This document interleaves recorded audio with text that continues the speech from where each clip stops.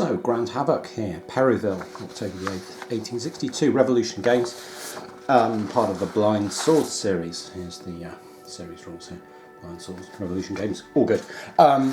Push through to the start of turn 5 here, which is the 3:40 PM turn. Turns in this game are 20 minutes. We started at 2:20. And it's now coming into the 3:40 PM turn, and if we come up here you can see the Union First Corps up here quite hard pressed. You can see quite a lot of shaken disrupted there, quite a lot of shaken markers down there. Artillery out of position in less than ideal places where it's been forced back. Stuff flipped over to its depleted side there, like the 10th Ohio, very tough unit, but took a bit of a beating at some point. And the down here, the Union, I think this is the 3rd Corps actually. 2nd Corps is off board, I believe. This is the 3rd Corps, or is it? Yes, I think it is the 3rd Corps, because that's Sheridan's division down here. And Grussel here has bumped forward using a brigade initiative event that the Union throw in the cup every turn, and taken a victory point hex down here somewhere. I'm fairly sure, there it is, Harmon Church, I think.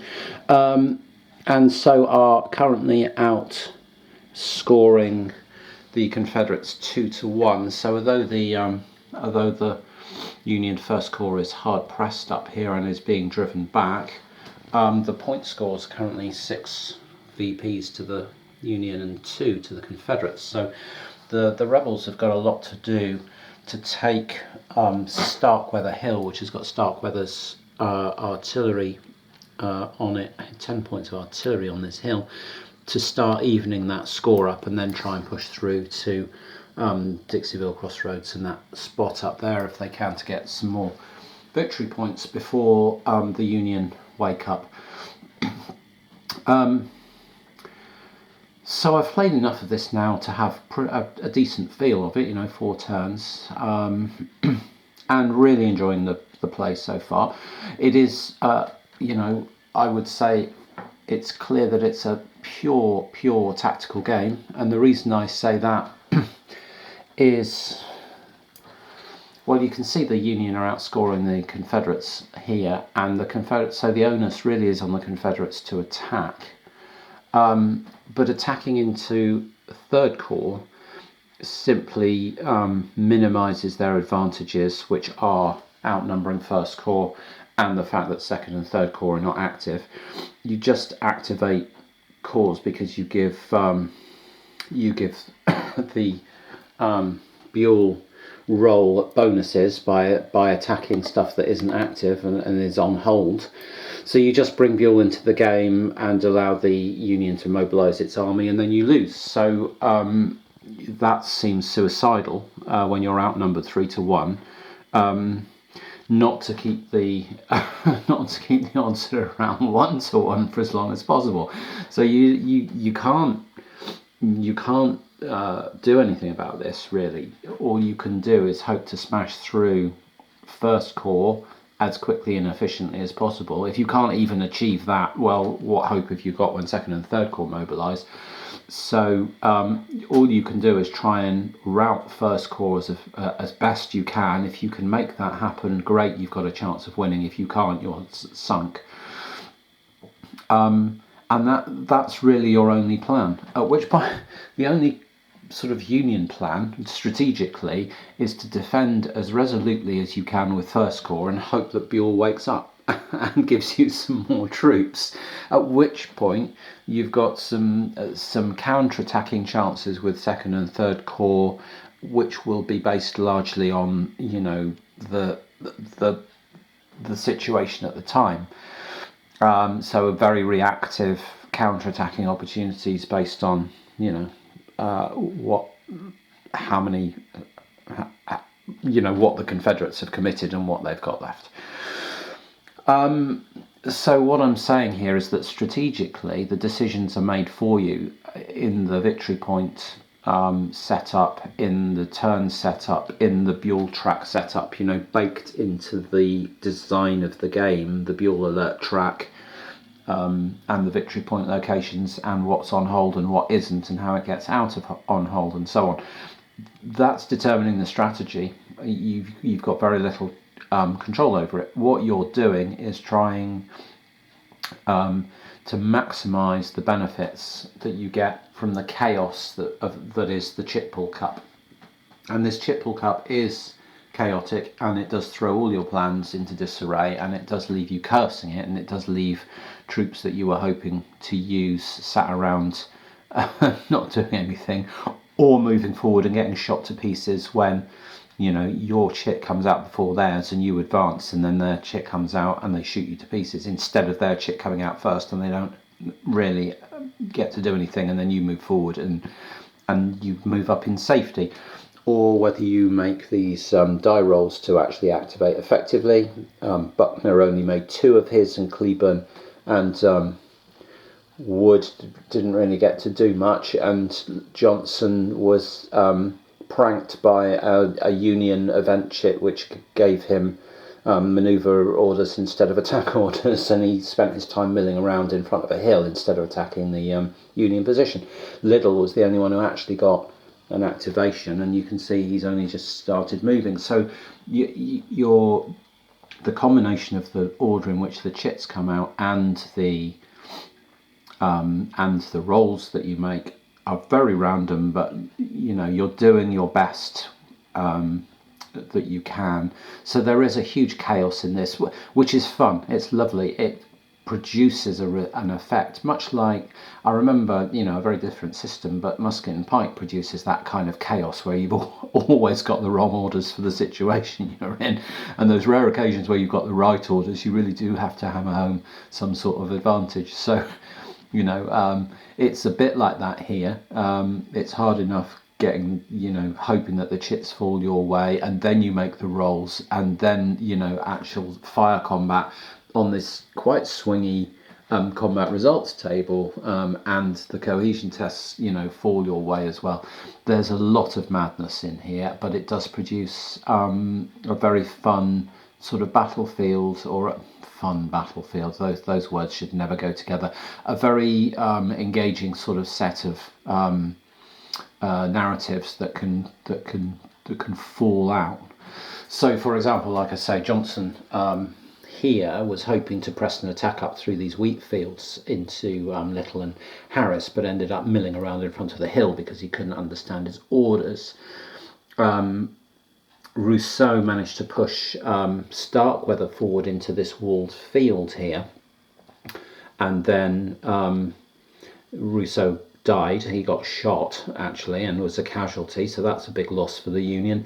But then McCook saw Starkweather advancing into a really strong position and anchoring the Union, sort of really anchoring this Northern Union position. He's the one holding it. Webster and Terrell have been they've got very poor troops. Anyway, McCook gave them orders to attack, and they decimated some of Maney's infantry in here, and they decimated some of Jones' infantry in here. And you can see those guys back there in the broken box where their regiments got just slaughtered by the fire. And Starkweather really is anchoring the Union position here, but the 1st Wisconsin here are almost entirely surrounded now by Union troops, and it's extremely precarious. And if the wrong chit comes out of the cup for Starkweather, he's in all the trouble in the world. And if the right chit comes out, he may extricate his troops from there, or he may be able to shoot up Jones's Missouri guys in here and advance back into here. Who knows what's going to happen, but it's all extremely precarious. And those kind of narratives are produced sort of on an ongoing basis with this chip pull. So lots of fun. Turn 5, and things seeming to hang in the balance a little bit here.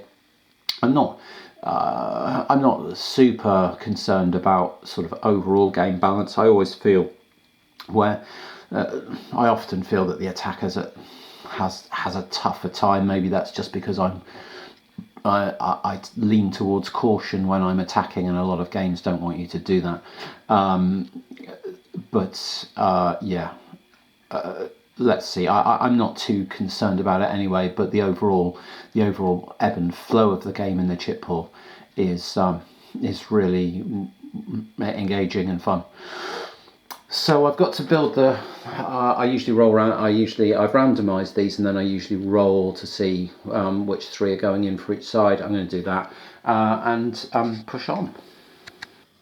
So just to follow up something, a point I was making earlier about the order of the chits and the way it produces this kind of narrative, and we were talking about whether if Starkweather got their chit first, then they could group all their fire together and decimate Jones here, or maybe use these 2 units to decimate Stuart here. As it turned out, the Confederates got an aggressive leader chit, which means they can nominate a leader and they don't even get spent as active for the term. And then they had a choice between maybe Stuart or Donaldson. They went for Donaldson, and he's got 20 points of fire to put into Starkweather here to try and break him. He made the roll on the aggressive leader. 20 points of fire into Starkweather here. Only down 1 column for the wall that his troops have got. So the roll came out as a 54. And a 54 on the 17 to 19 column leaves him facing a severe cohesion test. So I haven't made that roll yet. Let's just do that and see what he's getting. It's a 13. That's pretty good for him actually, but still, even that is depletion, morale, hit, retreat 2. It could have been way worse than that, but still, that's a win for the Confederates, getting Starkweather, broken up early before he really can do a lot of damage. So, yeah, let's see what that retreat looks like, because he's going to have to retreat into here, which he can do. Your first, but when you move, you prompt opportunity fire. Your first hex of move doesn't prompt opportunity fire, because that would mean the people that have just forced you to retreat would get opportunity fire at you, but that doesn't happen. But from here, his next hex of retreat is going to take opportunity fire from Jones here and Stuart here, so he is not out of the woods yet. So here at Perryville, Maney's brigade just secured the first really significant victory of the day. Their units had Webster's rather green infantry in their sights, forced them fleeing for their lives back over here with musketry, and then advanced forward and charged Starkweather's artillery on Starkweather Hill here, and survived the canister fire. They were charging from 2 directions, in here and in here. Survived the canister fire, and then 20 points of, or 18 points of infantry charged up the hill and decimated the artillery. Some of it was destroyed, and some of it fled back somewhere over here. I can't remember where. There was lots of retreating going on, and that attack also prompted panic in the Union ranks, and 3 other units from around here panicked and fled and were decimated. And then Terrell's artillery in here got charged by Merrill's infantry. It was a depleted infantry unit. Again, you can see it got damaged by the canister fire, but still had enough strength to overrun that. And so we have our first casualties on the casualty track. Terrell's artillery there. Some of Starkweather's artillery there. Starkweather's Hill is now in Confederate hands. An awful lot of shaken and disrupted units now here on the Union side, and to make matters worse, the fog of war result has just come out, and it's a wayward Union move, and this means that the Confederates can just move a Union unit 1 hex as long as it's a sort of legal move, so you're not moving stuff into overstack situations or advancing artillery into engagement range. As long as you make a legal move, that's fine, but it can prompt opportunity fire. And so what they're going to do is take Starkweather's infantry here and move him down into these woods here. Firstly, that's going to break up Starkweather's unit, so neither of them are going to be supported. Their CR is dropped by 1 when you're not supported. Secondly, that will allow Jones's brigade here to open full bore with 13 points of musketry at him for leaving a hex that's adjacent to them. So yeah, all very nasty. Let's see what happens. Well, following this fog of war move, so Starkweather's infantry here in the 79th Pennsylvania here, blundering around, tried to move down into these woods in the confusion of everything panicking and the attack. Took 13 points of fire here, down 1 column for that wall, but the attacking roll was a 64. That's not very nice. A 64 on the 10 to 11 column is a severe result for a CR3 unit, which is what he is. So we're now on the severe test here, on the cohesion test. 41, well the 1's good for him, that's just a retreat 1, but the 4 is a deplete 2. So we have to do that first. So he gets depleted, and then already depleted, he now has to make a break test. And his current cohesion rating is 1, 2 down 1 for not being supported. So he rolls a d6, and he gets a 1. He actually passes that break test, which was really good news for him. And now he has to retreat 1, and I think he'll be retreating 2 because there won't be a legal. He will have to retreat until he's not legally overstacked. So he would retreat into here or here. Would this overstack him? No, it won't. He can retreat into there. Okay, he will retreat into here with his other fellow. Okay, and I'm going to have to sort that out because I've just knocked counters everywhere. So yeah, Starkweather's 79th Pennsylvania just suddenly went on a bit of a wander there, and it all went wrong for them. Let's see what next chit is. So Perryville, by Revolution Games, the situation at the end of turn 5, the 3:40 p.m. turn, the Union position up here, the first corps position, has started to collapse. You can see they've got 5 units in the ready to be rebuilt box, 2 more in the broken, no sorry, 1 more of theirs in the broken box, 4 Confederate units in there, 6 of theirs, but they've got a couple of destroyed artillery units in there as well, and the situation is becoming more cramped and more precarious, and they are being forced back, and the panics are forcing them to run away, and they've got units flipped and at half strength and not the space to get them out of the way and try and rebuild them, nor the time to try and rebuild them. So things becoming pretty desperate. Not desperate, but you know, hard going for them to find good positions to try and defend without just getting picked off. Buell still in the Buell his artillery box, but still everything on hold and nothing being activated, and they're relying on the divisional activation chit and making the roll in order to do anything down here with 3rd Corps. But you can see McCook's infantry has come forward to try and start making inroads, just to start threatening. But you can also see 2 big stacks of Union Confederate artillery there in preparation for an advance by 3rd Corps, and Little's brigade is going to come down and try and support this artillery and hopes to get there in good time.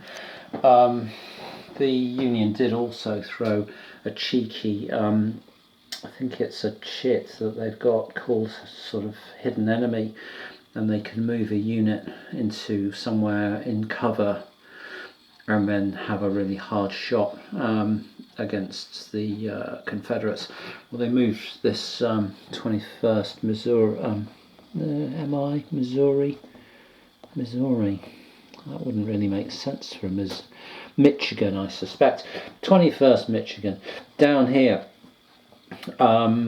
into the woods from over here, 3 hexes away, and then took a shot at Adams, Louisiana regiment here, 25th Louisiana, and forced a retreat out of them, but that was a bit disappointing.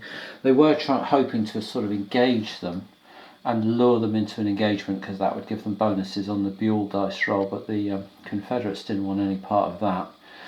So they now may press forward here and try and do the same thing with the artillery, which would pretty much force a response from the Confederates, and therefore start giving bonuses to Buell's eagerness to start taking his command seriously. So yeah, that's what's happening down here in the south. It's very slowly developing into a battle. Of course, that's what the Confederates want, and the Union want to speed things up. Victory points, 7 to the Union, 4 to the Confederates, but you would take off a victory point for anything on the broken track or the destroyed track, which would put the Confederates back on 0, and the Union on, if I count those up, 5, 6, 7, 8, -1. So a very close run thing at the moment, with a third of the game gone.